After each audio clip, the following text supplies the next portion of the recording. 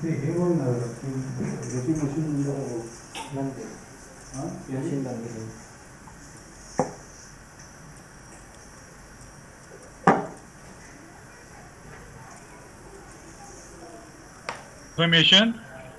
we are good to go now.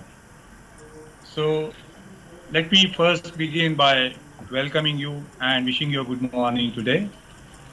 And simultaneously, since we are in the beginning of the new year, let me wish you a happy new year. And let me also wish you that your projects stay clear of any failures and you do successful redevelopment projects today. So with that, let me set the ball rolling. But with a little bit of introduction about myself for those of you who have joined today for the first time. I am Umesh Dhargalkar. I am the director of Dhargalkar Technosis India Private Limited, the company which has launched this webinar series.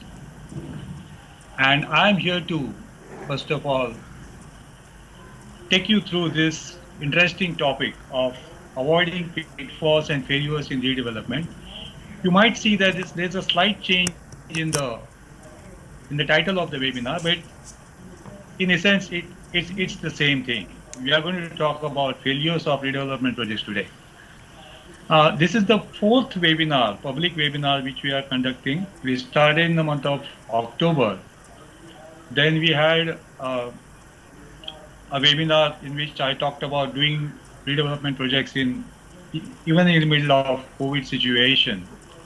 This was followed by a webinar on feasibility report, then on structural audit, and today we are going to talk about the failures of redevelopment projects. Now, this webinar series essentially is not just an awareness series.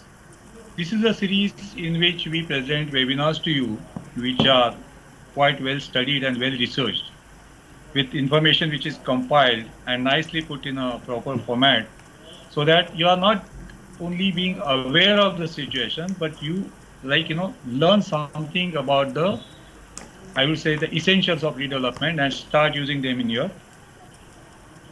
your own project. So what the purpose is to remove your doubts, remove your confusion, give you a better understanding of your projects, so that you commit less error and have more confidence in doing your projects. So let me give you a little bit of preamble to the webinar today.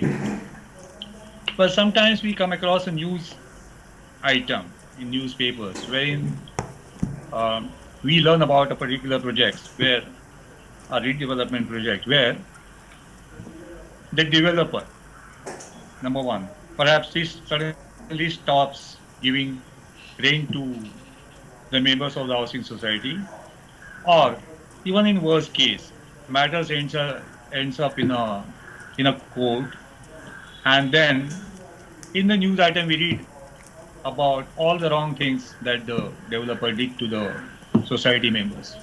Sometimes we also have a news item in which we learn about some members of the housing society who refuse to vacate, and that also creates some kind of a uncomfortable situation in the projects.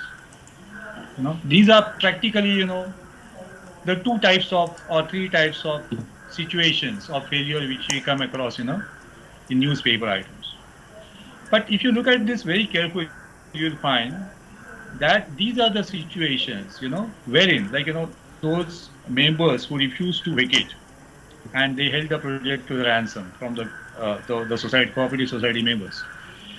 The situation arises when the society has gone far ahead into the redevelopment project and secure the IOD, something like they already spent more than 1.5 to 2 years easily, and then situation comes that when they are required to vacate, when the IOD has come, everything is there, and they don't vacate. Or in another situation when the developer stops giving rent, or when the matter lands in court. It's normally that the people have vacated and the construction has started. But can you imagine that these are the situations which are very rare? Because most of the projects don't even go to the stage of getting the IOD, and then facing the situation of people not vacating or even further, vacating. I can assure you that there are several projects, in fact, perhaps 10 times more projects, or even a number which could be bigger than that, which don't even go to that stage, and they fail much earlier, you know. In fact, the project, there are so many projects which have failed twice, thrice over, without going to the stage of maybe selecting a developer or even getting the IOD or even signing the redevelopment agreement. Now, these are the projects which are never featured in newspapers because there is no developer. It's only that the problems are within the society. And then we suddenly get the notion of a developer being the devil, D standing for devil. And we start thinking that, well, it's only then that you get a failure situation. But in this webinar, I am going to show it to you that there are several failures which go unnoticed. Perhaps the people I am talking to you now today, you also might have experienced. I am also working on a few projects where earlier the projects failed twice, one project even failed thrice, and now it has come to us. So we are going to talk about such situation, and here we are going to see about what are the do's and don'ts from the society's angle, from the members' angle, about doing a successful redevelopment project. So let me start the ball rolling. As I said, this is the fourth public webinar in our Inside series. I'll be talking about 45 to 60 minutes in this presentation, and then we'll have a question answer session. I'm looking forward to a lot of questions because the topic today is something which is, I would say, quite hot, and um, I would say must have affected lives of some of you who are attending the webinar today. So I'm looking for lots of questions. So the moment you start getting a question in your mind, may I suggest that you type it out in the chat box with your name and mobile number, and in the Q&A session I'll try to address all of them. If you have sound and video issues, please report them to me in the chat box. I got a couple of assistants here who can help me out with that. Well, right now I'm sitting with a broadband which is very powerful, and quite fast. So I do not expect any more connectivity problems from my end. But if you have such problems at your end, I would suggest that you sit as close to the Wi-Fi router as possible, and perhaps request your family members to get off their devices from the Wi-Fi so that you got all the data available to you. It's a good idea to share your name and mobile and email address on your on this chat box, because slowly right now I'm talking to on YouTube, but I would love to go to a medium which is closer than that. In this medium, in the YouTube, I am not able to see you. Perhaps you are able to see me, but you are not able to really interact with me in the live manner. So perhaps the future webinars which we will be conducting, we will try to do them on a mediums like say Zoom or Microsoft Teams or something like that.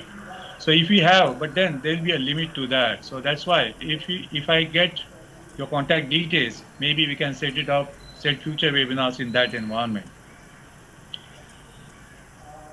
And we have a tech help group which is especially for people like you from housing societies. The address is https://tinyurl.com yxj64pd5. This link must be pasted in the chat box. So please copy that and join the tech help group. We have already got 125 members, and future webinars, if they are done in a closer medium, I will be forced to restrict them to the members of this tech help group. And for your information, this video is being recorded and it will be put on YouTube on our channel. The channel name is Redevelopment with Umesh Dhargalkar, and the link will be the same link which you are watching today. So those of you, your friends or colleagues or family members who like to watch this webinar later on can do that on the YouTube. So let me first start by what is redevelopment. Wait. I'm not going to talk to you about redevelopment being a building which is demolished and something, no technical judgment. Today I'm going to talk about something which is closer to your life. And then with that in mind, I have thought of the definitions of redevelopment, which are, you know, what we call in Hindi, thoda hatke, kind of different definitions. But I would say more closely you can relate them to your life in terms of the failure of redevelopment projects. So funny but life impacting definitions of redevelopment. Let's start with that kind of a little funny situation here. Well, redevelopment project, perhaps we can define it as a project which makes you lose sleep. Okay. So when you start a development project, you start becoming restless, you start becoming worried, you start becoming concerned about what, yes, my building is bad in condition, so I need to do redevelopment. But then this seems to be something very, very tricky, very difficult. This is something on which many projects have failed. So, so you have that kind of, um, um, situation where you are not really comfortable, you start losing sleep. So is it a project in which you lose sleep? Or is it a project which tests your patience, cooperation, and sanity? Especially in a corporate environment, when you are going to do this project together with, say, maybe if you are a 100-member society, you are one among the 100 and you have to be in line. You have to kind of, do a tango with the rest of the people to do the project. And you need to exercise a lot of patience. A close friend in the same society, when the redevelopment project starts, suddenly he starts behaving in a very funny manner, not in a friendly manner. Okay, perhaps you have a balcony which he doesn't have, or perhaps you have a terrace, private terrace, or he has a private terrace which you don't have, and then suddenly the friendships are tested to the limit. Then similarly, the cooperation in a cooperative housing society, that also becomes a challenge. And suddenly you start losing your sanity. This sanity of your sanity is being tested in such a project. So it starts impacting your life in a manner which you have never imagined before. Or perhaps it's a dream, which if you don't handle it properly, can become a nightmare. But a dream which you have to do the situation, and you would like to do a good project, get all the benefits, and move into a new flat, but suddenly something goes wrong, and you are pushed into a situation which you never thought would be possible, or a risky gamble which you can't avoid. Isn't redevelopment a risky gamble, given that you have to wait for 4 to 5 years to get your flat back, or even longer than that? Okay. We can also look at this as an opportunity for your children's future. Perhaps this is the easiest way in which you can, uh, like say, reconstruct your children's future, give them something bigger. Perhaps you have already lived in a very small flat when you first bought your flat. It's a tiny flat, a small flat. Maybe the time has come, you have grown older, but the time has come when you want to move into a bigger flat. So perhaps redevelopment is that opportunity. And for those of you who are senior citizens, retired and all, perhaps redevelopment is something which keeps you busier even after retirement. Retire हो गए, आप घर पे आ गए, but still आपको कुछ तो काम करना है, and suddenly you find, अरे ये तो redevelopment है, and then you get engrossed in that. So these are the funny definitions, but if you relate them to your life, you'll be able to see the connection very easily. Because redevelopment project may be a technical project, maybe it has a technical angle, it has a legal angle, it has a commercial angle, everything. But above all, it has an angle which touches our life very, very closely, our life and the life of our family members. So these are the definitions. Perhaps all of them are true. If I ask you which is the one which you'll pick, perhaps you will pick up 2 of them, 3 of them, or maybe somebody will say, no, all of them are true. So with this little funny background, let's get into understand the peculiar nature of redevelopment. The very reason why such a project is prone to failure, the very reason why projects fail, redevelopment projects, is in the nature of the project. Project जिस तरह से हम लोग करते हैं, उसके ऊपर उसका सक्सेस या फेलियर डिपेंड करता है. Let's have a slide which talks about this nature of the redevelopment project. First and foremost, it's a collective project of the families of family, family of families. So if you are a 100-member society, it's a project of 100 families.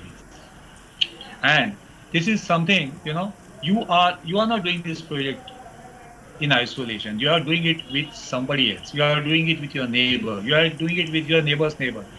Just imagine, you might have seen a race wherein you put a sack, you put एक आदमी एक पैर sack में डालता है, दूसरा आदमी what, I don't know what that race is called, and you bind yourself together, bind your legs together by way of that. Uh, okay, you sort of connect your legs together and then you ask to run. You must have seen how difficult it is. Now, when you are going to connect yourself with 99 more families, just imagine how intrinsically difficult and challenging this situation could be. This is a complex and long duration project. Any project, any redevelopment project is has a duration of 4 to 5 years.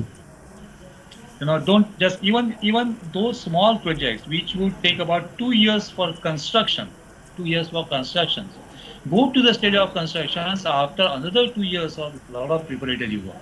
So in that sense, if you think of, the life of a redevelopment project, even for a smaller project, is something like 4 years. And for a project of something like, if I have to say maybe 100-member project, it could be 2 years plus three years of construction. So when the duration is so long and things actually are happening so rapidly, changing, the life is changing rapidly, just imagine how complex the situation could be. Well, you are getting into an uncharted territory. You are trying to do something which you have never done in the past, or perhaps never even had thought of doing it in the past. Because the concept of redevelopment is something like 10 years old in Mumbai. So those of you, like say, who are say maybe 60 years of age, I can safely say that for the first 50 years, they never thought of anything like that. And only in the last 10 years or so, you are only getting to understand something from somebody else's redevelopment projects. So as far as your project is concerned, it's a completely uncharted territory. You are doing something for the first time. And therefore, this is a project which is full of risks, uncertainties, and challenges. This is not a kind of a honeymoon story. This is where you are pledging your home in which your family is living today to a project which is going to be a 4 to 5 years of project, in which about 2 to 3 years you will be staying out of your plot. So if I tell you that redevelopment is all about getting extra area for others, etc., I must be lying. So I definitely say this line every time when I do a project, a webinar on the redevelopment, in which I say that yes, I need to highlight the risk part here, which is right now in red ink. And we really need to take note of that, and keeping those risks in mind, find out how we can do a successful redevelopment project, which is very, very possible. We have done many of them. So it's possible to do that. But we can't take this project for granted. ये बहुत अच्छे से होगा, easy होगा, ऐसा तो नहीं होता है. कोई भी project में नहीं होता है. No matter whether you are a 10-member society or whether you are a 300-member society or even bigger society, it doesn't happen. It's not as easy as you might think it is. But still, why do people do redevelopment projects? Because it offers an unparalleled benefits. Suddenly you find a situation from which you feel that you could stabilize your life more into a bigger flat and things like that. But such benefits we have to really clearly understood that they are for all of the people in the society or for none. It's not that if you are a 100-member society, 25 members will get this benefit, 75 members will not. It's not so. So this is where your cooperative housing society's cooperative spirit is tested to the maximum. And this is a very sensitive project which is prone to pitfalls and failures. This is a sensitive project which is prone to pitfalls and failures. In fact, if I won't be lying if I tell you that every redevelopment project, because of its very nature, has I would say a tendency to fail unless you all the time, every time, by taking extra precautions, by taking extra efforts, you you as members, your committee and your PMC, somehow you put it back on course. So if you leave it project like that, if you start a project, leave it just like that, almost certainly the project is likely to fail. You need to take extra efforts to put it back in on the on course. And if such a project fails, then it can cause a lot of anguish, hardship, and setback to the project. Personal anguish, personal hardship is something which you all be aware. But are you aware that when a project fails, okay, then to start the project again, redevelopment, it's very difficult because it you have to deal with the setback which people have already experienced. So now let us understand, if I am talking about failure in redevelopment, ये failure क्या होता है exactly? Redevelopment में failure क्या होता है? In exam, when you fail, you don't pass, so you fail. It's like 0-1 switch. आप pass हो गए या fail हो गए? Nothing like that in redevelopment. You see, the degree of failure in redevelopment is something which we really need to understand very clearly. First and foremost, I am going to in this slide I am going to give you the failure situations when the projects fail, but in varying degrees. I would say the easiest and the least bothering degree would be that you are getting your house back. You are moving into a new flat, but somehow for some reason you are getting commercial benefits which you had imagined something was something else, but you got commercial benefits which are lesser than what you had imagined. Fair enough. At least थोड़ा ही गया, but आप खुद के घर में वापस आ गए. Not a big damage, okay? But then it's possible that, so the another situation of failure could be that you got your building, you got your amenities, but the quality is so bad that then you have a perennial kind of a maintenance problem, okay? Third thing is that the delay may be so excessive that it affects life in many ways. I have seen so many families wherein the project was delayed so much that in that delay, those families lost a dear member of their family. I've seen that, a wife losing her husband, a son losing a father losing a daughter. I've seen that always. So delay is not just delay. Delay is not just something which, for which you don't get paid the rent. Not just that. But any delay in the project, you are actually pledging. If you feel that an average life of an Indian citizen is something like, say, I'm not really aware of this number, but let's say it is, say, 60 or 70 years, let's say. Then about 5 years of those 70 years, you are pledging to a project. And you need to, when you are handling a redevelopment project, you have to really look at it from that angle. You are giving 5 precious lives of your years to this project to get something, okay? And in that process, if you lose something more valuable than that, then there is definitely something which you should really be concerned about. Stoppage of rent. Well, you have moved out and builder ने 6 महीना तक rent दे दिया, उसके बाद में somehow for some reasons which he says that भाई policy change हो गया है या market condition, whatever the reason, but then he stops giving the rent. That's the situation. Or perhaps worse than that could be that the developer has constructed 2 extra floors perhaps, or he has sold the sale flats to multiple buyers, and that has brought illegality into your project. Now any illegality which has got, and now you are pitted against the new buyers, okay, who have bought flats there, and you really have a sorry situation. So this could be one of the highest levels of failures of a situation. And next thing could be that you have to terminate the contract with the developer for whatever reason at an advanced stage, and you end up in litigation. Now these are the last 2 things, number 5 and 6, or number 4, 5 and 6 are the situations which are normally featured in newspapers. But as I said, if there are tens of thousands of societies, cooperative housing societies in Mumbai, which are trying to do redevelopment, and if you only get to maybe 10, 15, 20 such news items columns in newspaper, and if there are tens of thousands of society, okay, then you need to pause and think: are all these thousands of societies not having any problem, or are they failing prematurely? So we are in this. Okay, so the question is, how can we avoid such situation? So to understand, or to be able to avoid such situation, we really need to understand who is responsible for the failure. Now, when I talk about, the causes, the main causes, or the agencies who are responsible for the failure, I can think of 5 things. The first and foremost is the society itself, wherein the project failed because it never went to the stage of appointing a developer, or maybe sign an agreement with the developer, or maybe coming to the stage of getting idea and vacating. So, so society is the first. And remember one thing: the project starts with the society. The project starts with the members.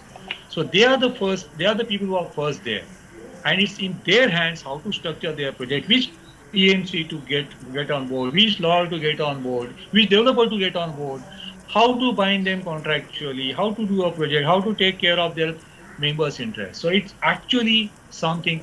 If remember this, when the project fails, the people in the society pay very heavily.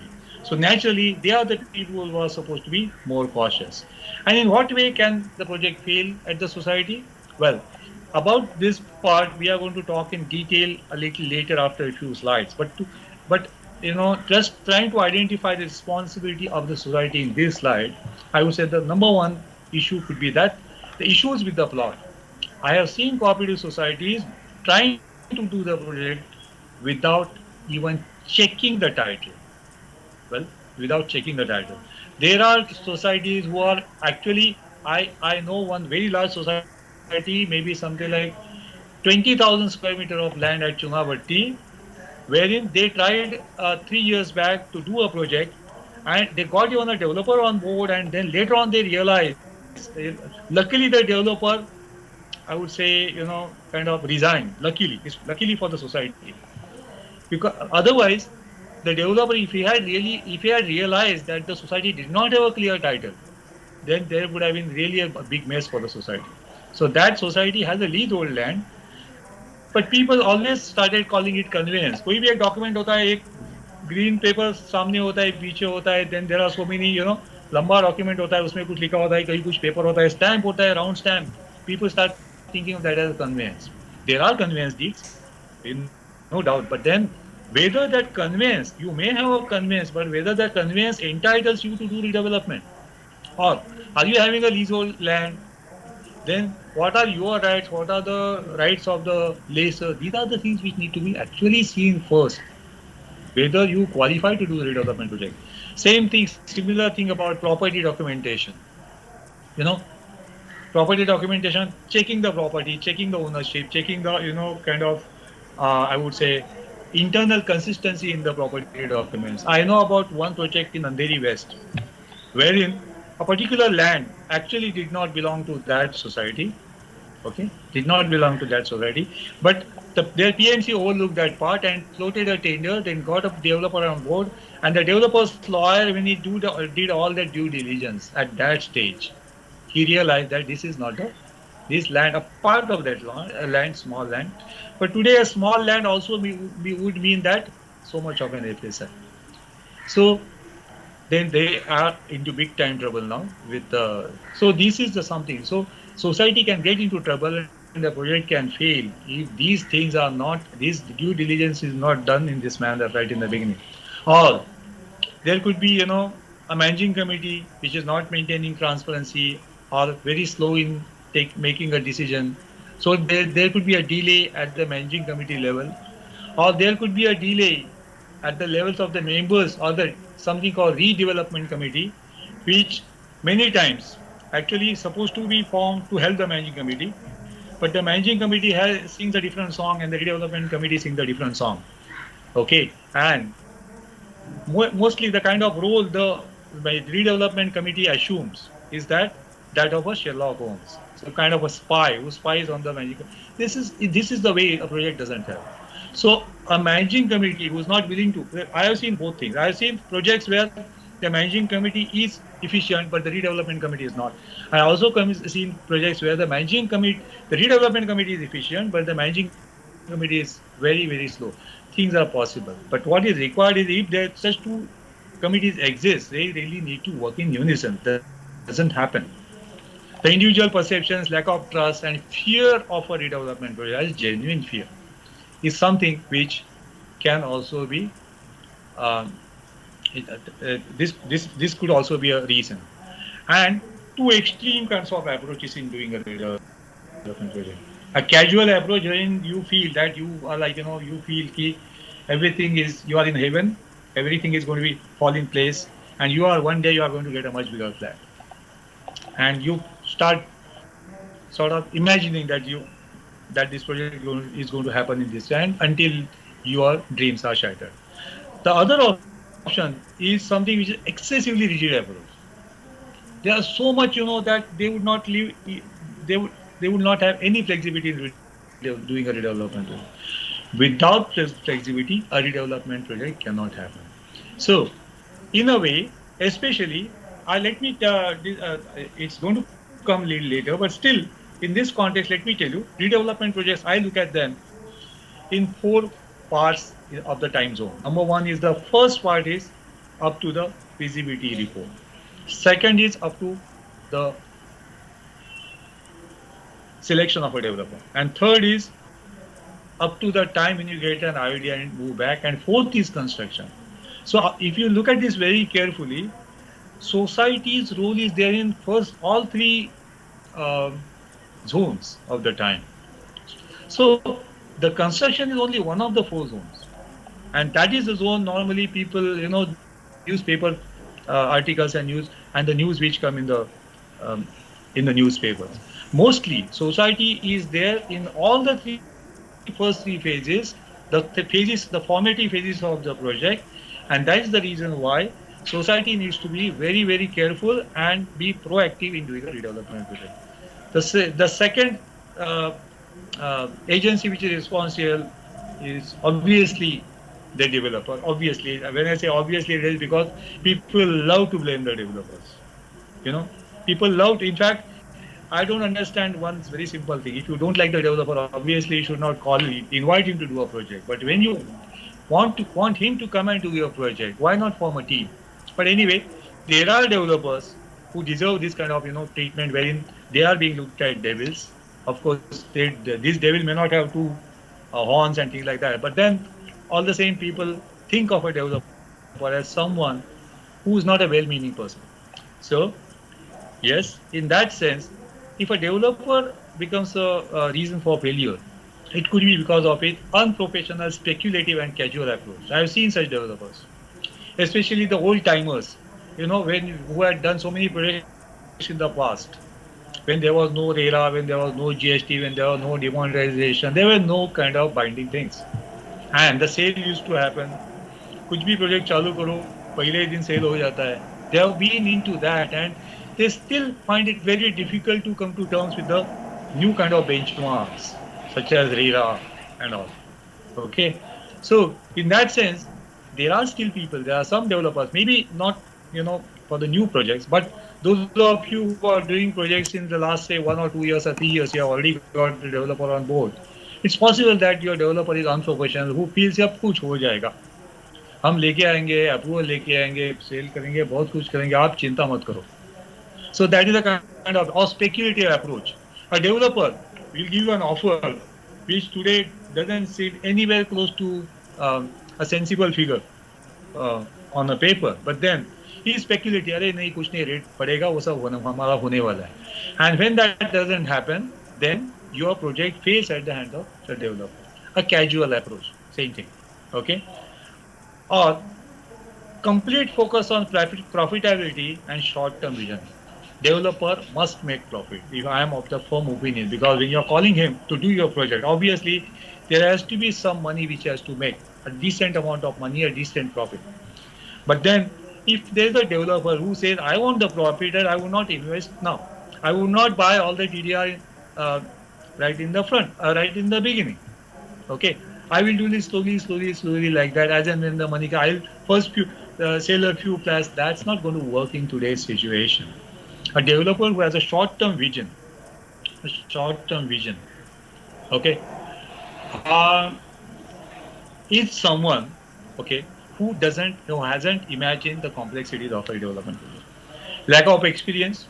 Well, we want the developer to come and help us with his experience, with his experience in doing a redevelopment project, or with his experience in how getting the finance, getting the approvals, doing the sales. So experience is the key thing so far as the developer is concerned. If experience is not required, if anybody can do it with by mobilizing their finance and things like that, that anybody can do a project which some people who are trying self-development project are trying to experience this difficulty, absence of experience.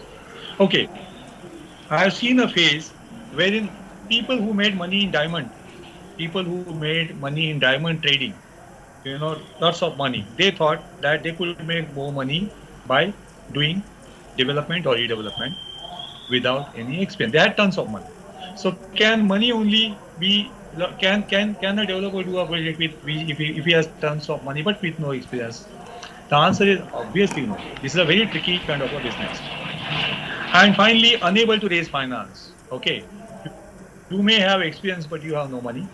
So what is required? See, for a developer has to be good at three things. Remember, and these are the three things which society is not good at. Number one, finance. Number two, approvals. Number three, sales. These are the three things. Especially people are doing self-development projects. You think about these three things. When you are thinking कि ये हो जाएगा, वो हो जाएगा, वो हो जाएगा. I'm not saying, I'm not against. I'm in fact a very big supporter of self-development. But if I am doing a self-development project, these are the first three things which I think about. How I'm going to raise the finance, how I'm going to get the approvals in time-bound manner, and how am I going to sell my flats in a situation, especially with RERA. So this is the second entity who is responsible. Third is obviously, this is third and fifth, fourth is missing, it will come. So third is varying policies. That obviously we are aware. All of us, we know how policies are changing, and for those of you, I do understand, there could be two types of policies. One could be a restrictive policy, wherein you are in a CRZ zone, or you are in a defense kind of environment, close to COD or something, or there's a reservation on your plot, or some situation, or you do not have an adequate road, or you do not have a proper road, you rather have a right of way. These are the situations.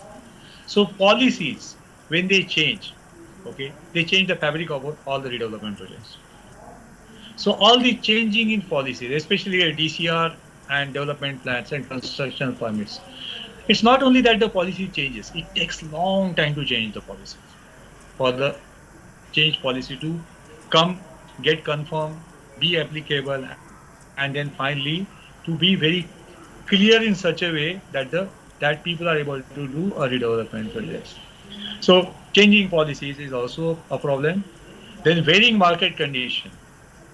Okay, as I said, varying policies are for society and developer, for both of them, because the project belongs to them. Whereas varying market conditions are essentially for the developer, and they become relevant when the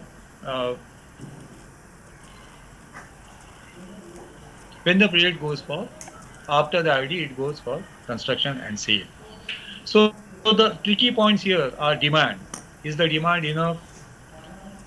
Finance for the projects, home loans for the buyer to get incentivized, taxes and duties. These are the market conditions which impact a redevelopment project significantly. But remember, if a project has gone to that stage, naturally these are the things which are normally on the developer, not on the society. So as I said, there are three, this is the fourth part when the project goes to construction, that you can say, hey, I have done my job, now it's for the developer to perform. Okay, and obviously the fifth is the pandemic. I don't really need to talk about that, because we have seen it once, we have seen it, and we have seen all the effects of this. So So the question is, how can I avoid failures? What are the pitfalls or hidden risks in redevelopment? What are the do's and don'ts of redevelopment? How can I secure my project? What is the roadmap to a successful redevelopment? Is it possible to do a successful redevelopment project? Obviously, it is possible. But remember, it's like something similar to saying that is it possible to do a successful brain surgery?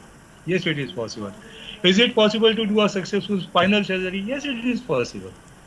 Okay, but it's not easy. That's what some all of us we need to know, and that's why we need to take extra precaution, get the right people, get the experts, work with them, and do the project so that we see actually the end of a successful end of the project.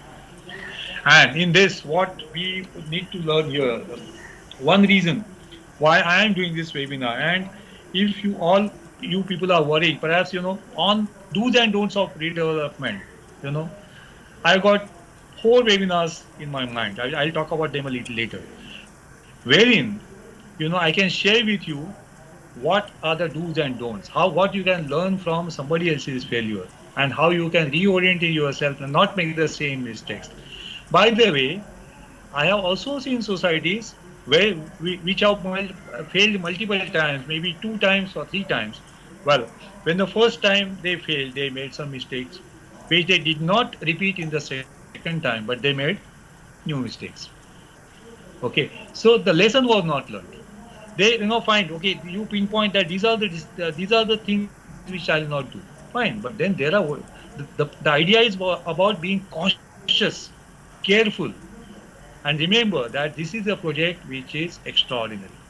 So, what we learn from others, to understand the criticality of a development project, we need to understand the critical stages and the source of failure of such project. Now, here I have done actually try to put the entire development projects in such a perspective that you are in a position to actually, break it into four compartments and look at it and understand who's responsible for each of the four parts of the project. So remember, redevelopment project has a lot of critical stages. What is a critical stage? It's a stage where a society has to take an important decision, and there are many of them. Okay, if I really need to talk about such decisions which are important, and which if you don't take them in the right manner, perhaps the project could fail. Some such decisions could be something like 2025, very important decisions. Each of them so important that if you don't do it properly, then the project could fail. But I have classified such critical stages into four major stages. The first stage is stage one. Okay.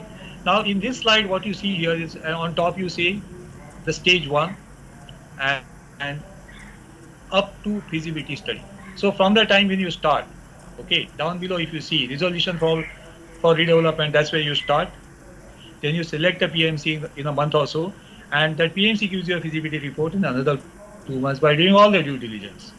So this stage has got about 3 months, and you have taken these three kind of gone through these critical stages, critical steps. So 0 to 3 months, and on top right, if you see there's a bracket, and there are four letters there: S, D, P, and M. S standing for society, D standing for developer, P standing for policies, and M standing for market conditions. We have just identified these four things as the kind of agencies or the main causes for failure. Society, S for society, D for developer, P for policy change, M for market condition. Now, if you see here in this first stage, you will find that S is red, and all other three things, D, P, M are gray. What this means to you, what I'm trying to convey to you here is this, that in this stage, which takes about 3 months, society is the one who's taking a decision. Okay, so what it indirectly means is that if society does not take the right decision, then that could lead to the failure of the project. Is this clear? Okay. So in this first stage, if you see, look at it very carefully, it's completely society. Resolving to do resolution to. There's no developer here at all. Developer not even appointed. Okay. You might say that feasibility report has to do with the policies and market conditions. Yes. But you see, those market conditions and policies, the way they are prevailing, will be factored into the feasibility report. What what causes failure to the project is not the policy, but the change in policy. Not the market conditions, but the change in market condition. And here we are actually taking the project, understanding project, the feasibility of the project in relation to the market and the policy which are existing. So obviously DPM are not relevant here, it's entirely the society. Now let me take you to the stage 2. Okay, after the feasibility report, then you go to the selection of the developer. Another 6 months here. First is floating a tender, important decision. Shortlisting of bidders, final shortlist, important decisions, and finally selection of a developer. Let's say maybe 2 months for each of them. Now here also, if you see, who is taking the decisions? Again, it's only at the end of the stage that the developer is coming on board. So all again these 6 months, from the third month, I would say fourth month to the ninth month. Again, that later S only is red. So on these two stages, if you say from the 0 to 9 months, it is entirely the society. If you prepare a faulty feasibility report, if you prepare a feasibility report which is not realistic and get carried away by that, you are in for a trouble. If you do not have a proper tender document, if you do not follow a proper tendering process, if you do not follow a shortlist, a proper shortlisting mechanism, and if you don't do due diligence at the time of selection of a developer, obviously if there is a failure, the responsibility will come to the society. This is what I wanted to share with you in these two stages. Now let's go to the third stage. Now let's say the stage up to getting IOD. Here if you see, uh, about 7 months of time. The first 3 months to do execute a development agreement. One more month for approval of plans by the society. Remember, getting the plans approved at the society before the plans are submitted to the approving authority, that is MCG. So I am saying 1 month for approval, but actually it starts with right after the selection of the developer. So plans get actually 3 plus 1, 4 months, whatever it is. So, and once that is the plans are approved, then it goes to the goes for municipal approval, and then we get an IOD. Now the months and the time duration which are put in are the time durations in which it is possible to get these things done. Now here if you see, in this 7 months, again society is still red. S is still red. Why? Because it has a lot of contribution in signing a development agreement, one party society, approving the plans, approving authority society, and although municipal approval will be got by the developer, okay, they will be based on the plans which are approved by the society and with the consent of the society.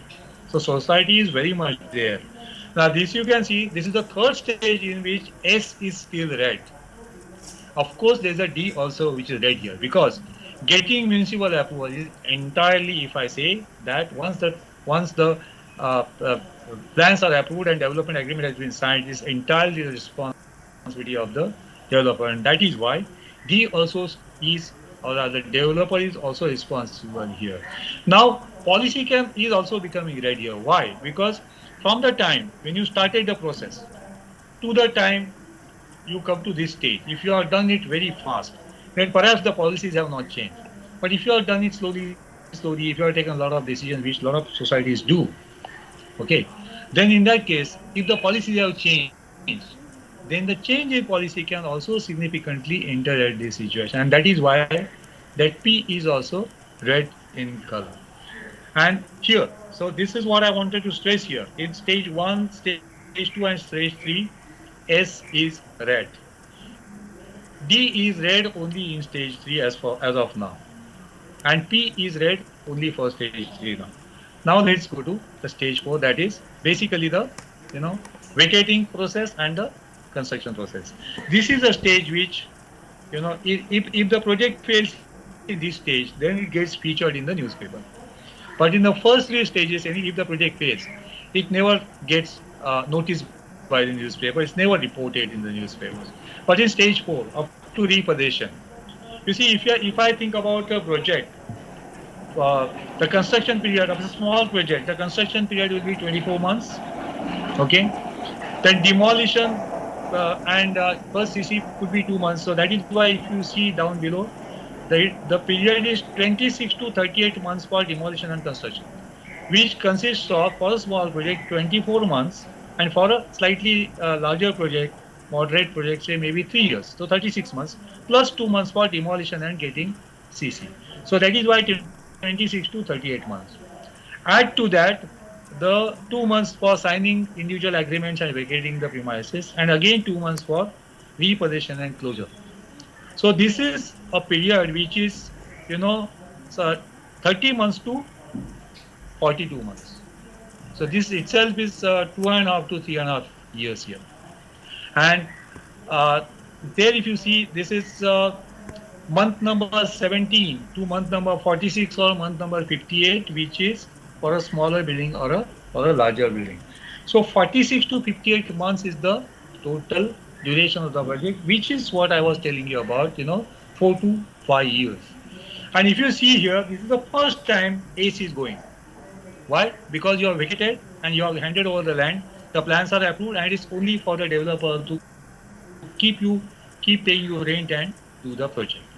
So if a project fails at this stage, mostly the responsibility should be for the developer and for the market conditions. If the policies, if the developer has got entire approvals right now, if he has not got entire approvals now, it's only got partial approvals, then P also should feature and will become little red in this. But all the same, society is something which is definitely not red. So let us, and this is how we should understand when we are talking about failures in redevelopment project. The sensitivity of failure in the first 2 stages is entirely with the society. In the third stage, it is with the society and the developer. And in the fourth stage, it is with the developer. And again, let me tell you, and that is why the news which is reported in the newspapers are mostly pertaining to stage 4 and not to the first 3 stages. Now, with this kind of a base available with us, now let's understand what are the common pitfalls for society members when you are doing redevelopment projects. Now, what I'm going to feature here today, okay, let me go. Okay, what I'm going to feature here today are the common pitfalls in generic understanding. Okay, what pitfalls can be caused by society or the society's members. But if you ask me, this subject is so, I would say, important and complex that even for these first four stages, stage 1, I can conduct one webinar of 1 full hour to tell you more about what you should be doing, do's and don'ts in stage 1. I can conduct another webinar, do's and don'ts in stage 2 and stage 3 and stage 4. So those of you who would be interested in this kind of webinar, when I plan to conduct webinars of 1 hour each, okay, followed by question and answer, that's there. If you people are really interested, please put that in the chat box for individual webinars at different stages. Then I can think of that and we can meet again and we can talk about each stage. So for one webinar, we take one stage, talk about that in great detail, so that you are in a position to see your project in that context. So, okay. So coming to the common pitfalls. As I said, these are common pitfalls. Specific pitfalls in each stage can be much more and can be more in number and more in detail. So the first and foremost thing is that no understanding of the nature of our redevelopment project. People start the redevelopment project with the perception of getting extra area, corpus and things like that. They don't understand the nature of the redevelopment project, and that is why you should, I mean, such people should attend webinars like this, get an insight into this about the redevelopment project, what they should do, what they should not do. And then with clear eyes, I would say clear mind and wide open eyes, okay, they should take decisions and do their project in a comfortable manner. So it's always better that when you are about to do a redevelopment project, you understand what is going to happen, okay, in the next 4 to 5 years in your building. Some idea. Perhaps your PMC, perhaps somebody like I can tell you that. Perhaps your PMC can tell you that.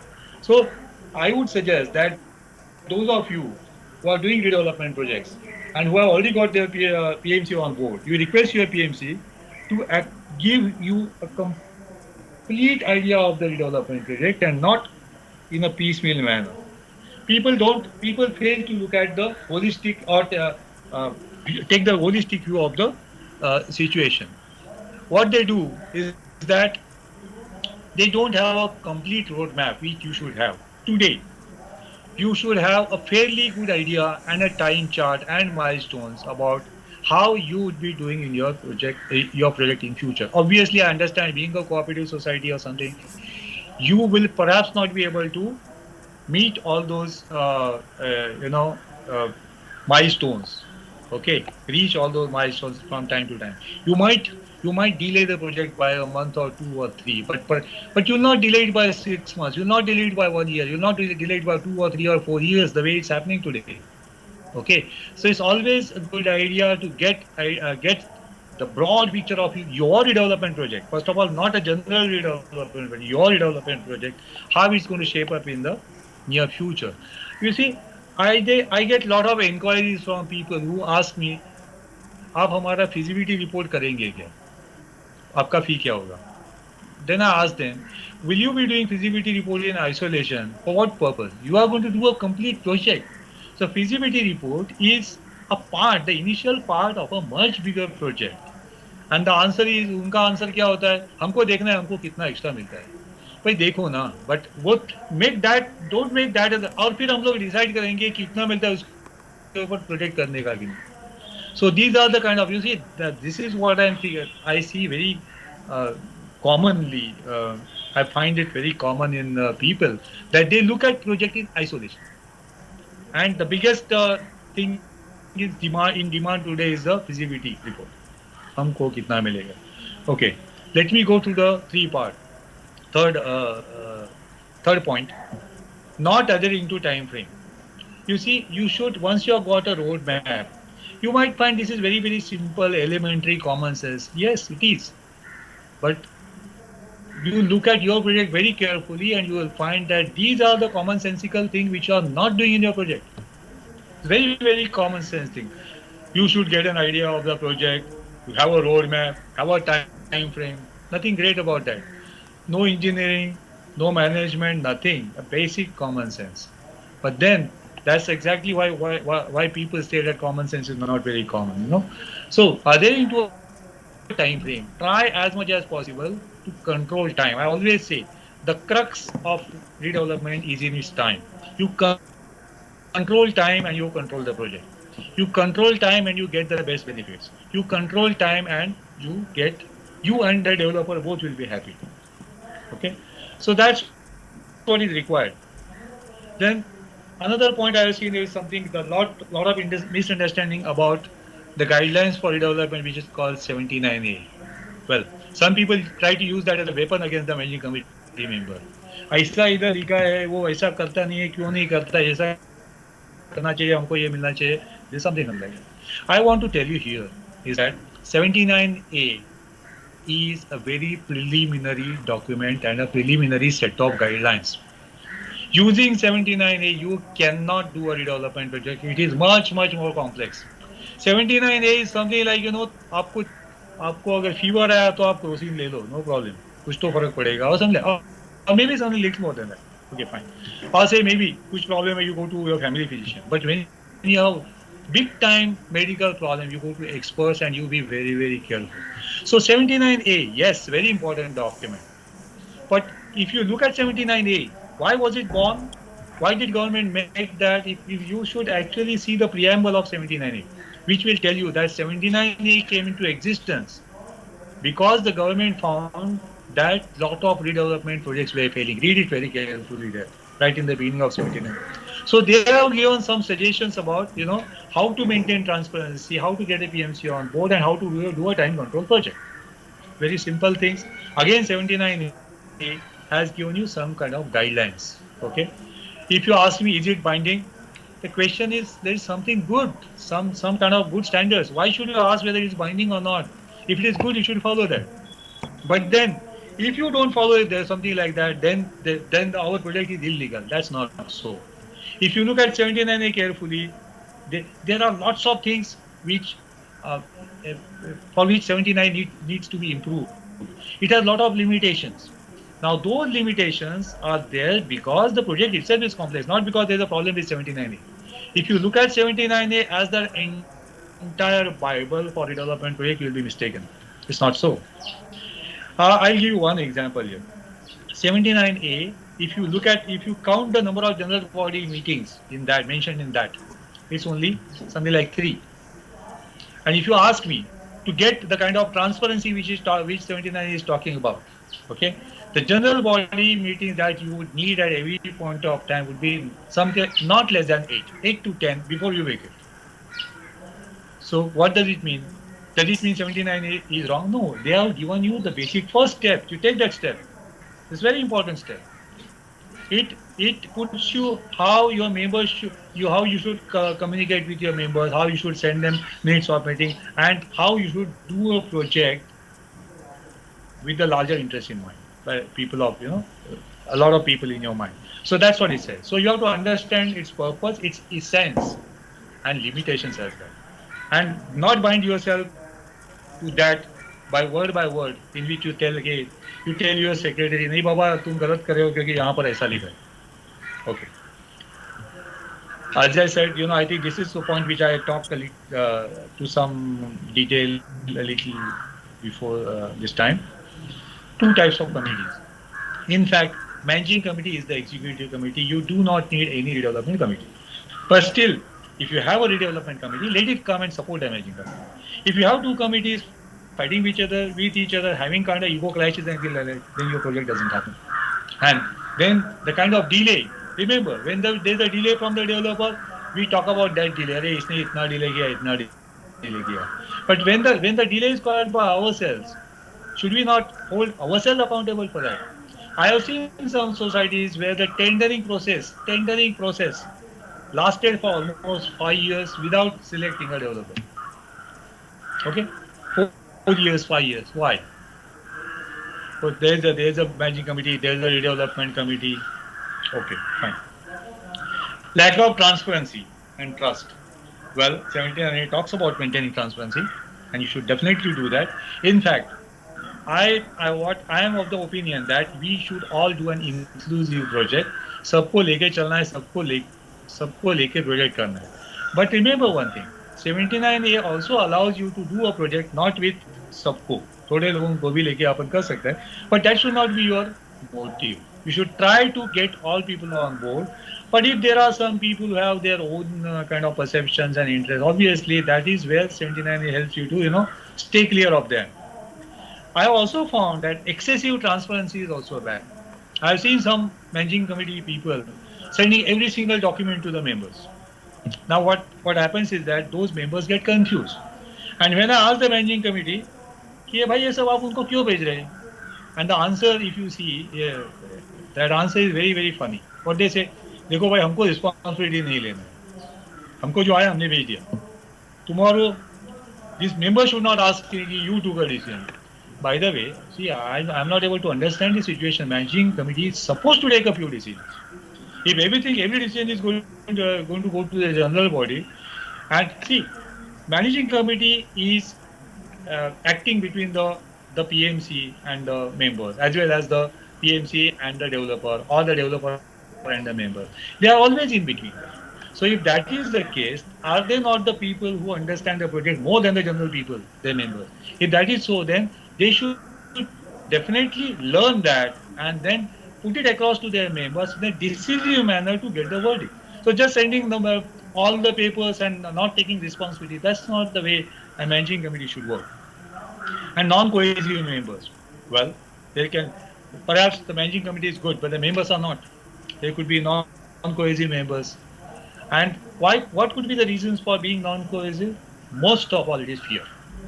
Fear of life. Like say, I have seen members who are 85-year-old thinking, अरे भाई अभी हमारा तो बहुत ज़्यादा time नहीं बचे, ये सब नहीं करना है हमको. I do appreciate their feelings. They have already lived 85 years old. But then others should find out a way how to support them and finally do the project. Because if it is the fear which is there in their mind, you should address the fear rather than putting them on the side. Similarly, there can be ego clashes, people wanting, to do the project in a particular way. People, a section wanting a particular developer, a section wanting a particular PMC. Okay, so these are the kind of things. And some members who are having a personal agenda. Okay, take a case where in a residential society there is a doctor who is in a residential flat, he is running a clinic, or in a residential flat somebody is running an office, or in a garage somebody is running a workshop or something like that.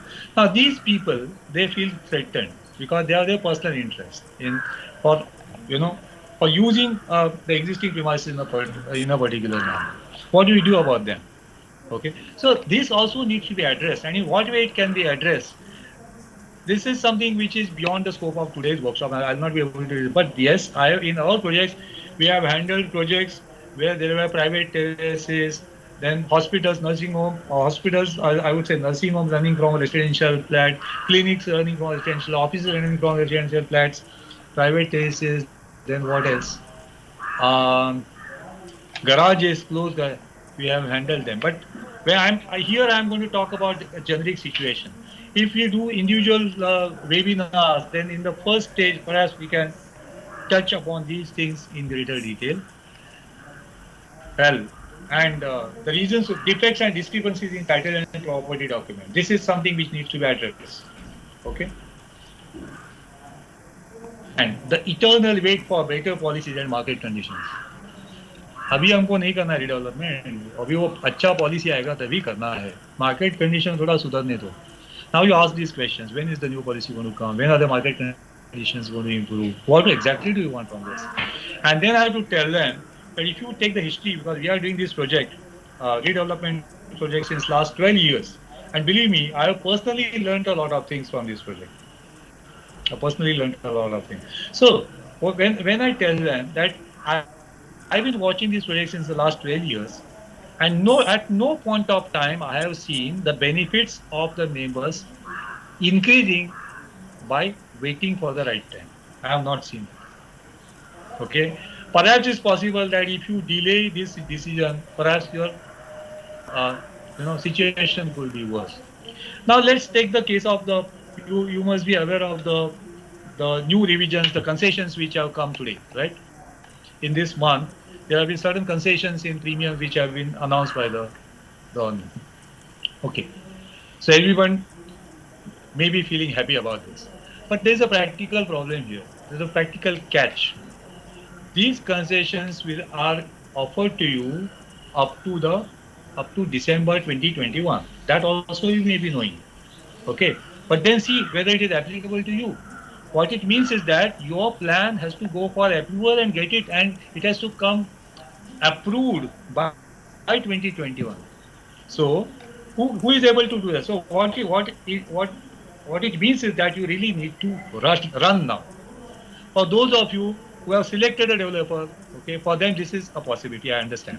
For those of you who are not selected a developer, not even started feasibility report, this is still manageable provided you really run fast like Usain Bolt. So that's what is required here. Really need to, and remember, redevelopment is a marathon.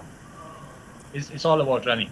So you need to actually, if you have not started your project today, okay, then if you start it today, then perhaps you can wind up everything, do the feasibility report, do the tendering process, select a developer, get the development agreement, get the plans approved, get the IOD, shift, I get the IOD and every single all these things to be done before end of next year. Okay. Especially those of you who are, at the stage where you have completed feasibility report or about to select a developer, you really need to expedite. Because otherwise, this is a kind of policy which is favorable for redevelopment, but you will not be able to utilize this policy. Then I have also found that there is some kind of a situation, you know, which I call as individualistic perceptions of professional members. In every society, there are very senior people. Sometimes in my projects, I have come across civil engineers, sometimes structural engineers who are the members, sometimes doctors, sometimes lawyers who are the members, sometimes the finance analysts. All I would say, very wise people. Okay, but the problem I have seen is this. I maybe you will be able to relate when I'm listening to me now in your society. Really look very carefully. Now these people have to understand that yes, they are experts in their own respective field, whereas redevelopment is about a lot of fields. It's about engineering, it's about project management, it's about architecture, it's about approvals, it's about legal aspects, it's about sale aspects, it's about so many. And more than anything else, it's all about human aspect. Okay, so but human aspect also, I must say, but you may be an expert in your respective field anywhere else, but that doesn't make you an expert in redevelopment. Yes, you studied that from an angle, you can discuss with your PMC, but do not take extreme views because all these professionals they are like I give that example of there's an elephant and there are seven blinds. I hope that number is right, seven, who are sort of feeling that elephant, and someone feels his ear and then he interprets the elephant in a particular manner. Someone feels his tail and he interprets the elephant like that. You see, you may be experts in the whole field. Here really need to learn from doctors. Doctors have different specialities, but very rarely one doctor will comment about somebody else's field. I mean, there may be exceptions. Like that, even let me tell you about myself also. I am a civil engineer. I am having a graduate degree in civil engineering, postgraduate degree in structural engineering, 30 years of experience. But if you ask me today, what is my expertise in? Is my expertise in buildings. If am I an expert in bridges? Am I an expert in dams? I am not, although I may be a civilian. So this is something which all these people, well, your suggestions are definitely welcome. You can definitely caution your PMC and your managing committee, but don't take it to the extreme that ऐसा ही होना चाहिए. Why? Because I've seen this very up close and personally in my projects. And now, does it mean okay? The next point is about the consultants whom you hire, the PMC, the lawyer, okay, and such like that.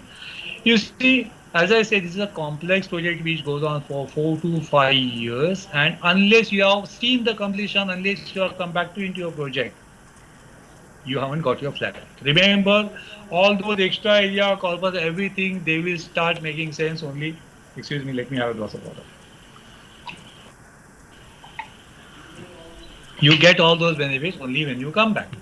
So what is of paramount importance is to come back. Now, when you are appointing a PMC, has he done any projects where he has seen end-to-end project and where people have come back successfully a redevelopment project? Expertise, yes, is partly fine. But then all this cycle, has he gone through this cycle and got any projects to his credit where he has successfully completed redevelopment projects under his guidance and wherein the people have come back? If not, there is certain amount of experience lacking there. Okay, like that, a PMC must have a vision and commitment because this is a long-term commitment. Similarly, when I talk about lawyers, okay, fine, lawyers are also experts in their own way, okay, but which is your lawyer experienced in redevelopment project? That too, has he worked for projects wherein he has, again in a successful project where the people have come back, okay, without any kind of issues or problems? Has he handled projects on behalf of the society? So these are the questions which really you should ask yourself when you are appointing consultant. So this kind of due diligence should be done, and your consultants, lawyers, or say PMCs should have a proactive approach. If they don't have, then you are in for a trouble. You should have a proactive approach and should track the project and advise the managing committee from time to time where it is, how, what should be done, and he should be really he should be, I would say, very emphatic about what he wants to say. He is not an assistant. Your PMC should not be an assistant to the managing committee. He's your advisor. Okay, you are holding his hand to do the project, and he should be worthy of holding that hand. So that's one point. Secondly, poor documentation. Beware of feasibility reports which are very sketchy, which do not point out what is not, which only tells you about what you are likely to get, but they don't. They have not done the proper study of the documents, or they have not found out the faults in the project if there are any. Be wary about tenders, because if you do not put, if a faulty tender leads to a faulty development agreement, and then you can get all sorts of problems. It's very simplistic to think कि कोई भी tender कर सकता है, कोई भी feasibility report बन सकता है, ऐसा नहीं, या कोई भी डेवलपमेंट एग्रीमेंट कर सकता है. Not like that. So these are the documents which finally govern your project: tender, feasibility report, development agreement, power of attorney, PAAA. PAAA means individual agreements. You need to have really top class documents so that you are not caught on wrong foot from a legal standpoint.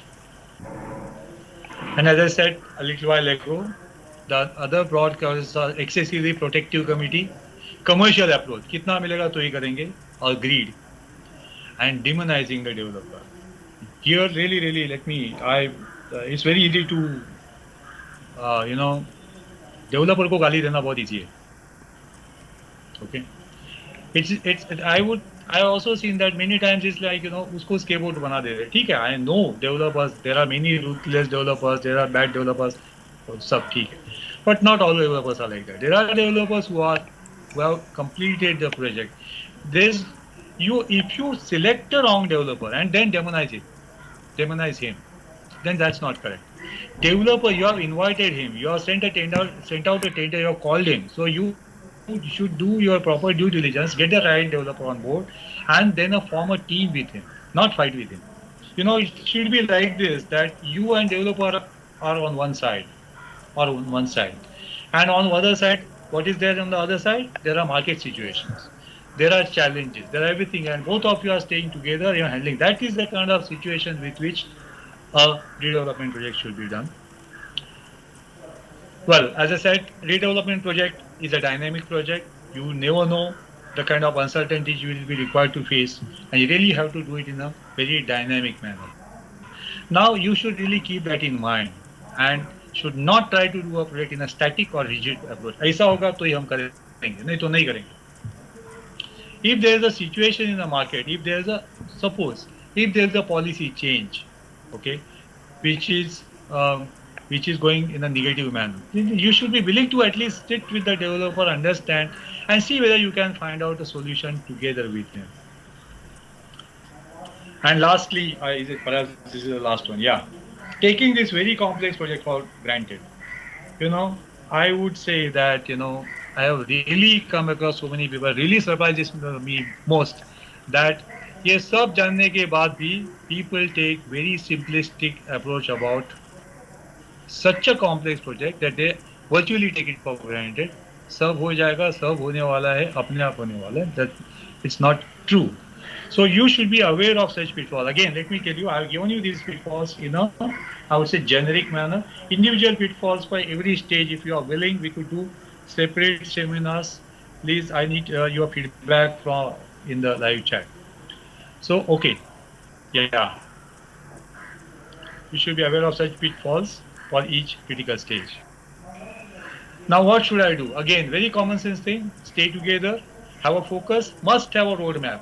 Those of you who are doing redevelopment project, ask yourself, road map है क्या आपके पास? क्या क्या कब कब करने वाला है आपके पास? है क्या फोकस? है क्या टाइम फ्रेम? है क्या? Do you have a chart drawn out what you are supposed to be doing and when?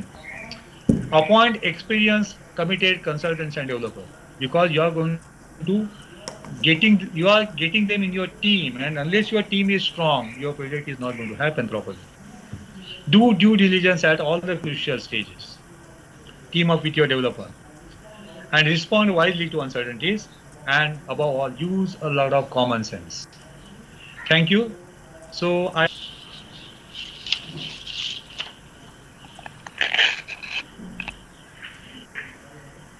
झालं काय? अजून नाही ना?